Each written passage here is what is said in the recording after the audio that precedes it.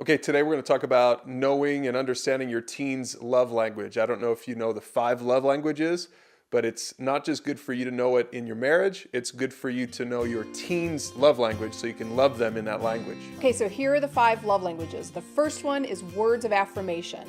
The second one is acts of service, doing something for someone. The third one is physical touch, being affectionate.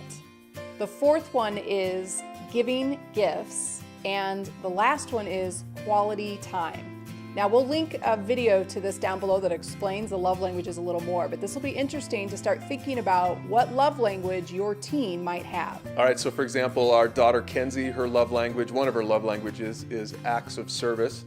Now we've talked about this with her, and so she knows this, and more importantly, we know this, and so when we serve her, she feels loved by us.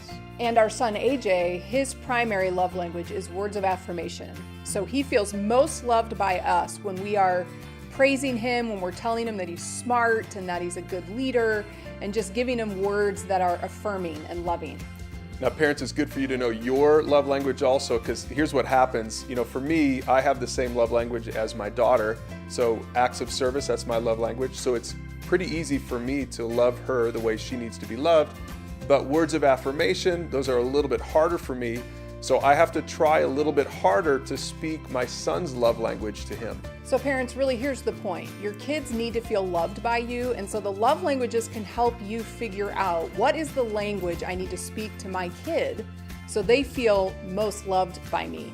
Now, you can go on the 5lovelanguages.com and take a quick, easy survey. I would suggest you do that with your teens and find out what your love language is and what theirs is. And then the challenge is to start speaking the language of your teenager and see what happens in your relationship and how they respond to you loving them in the language that they need to be loved. So that's it for today. Don't forget to share this video and subscribe to our channel so that you get every parenting topic right when it comes out.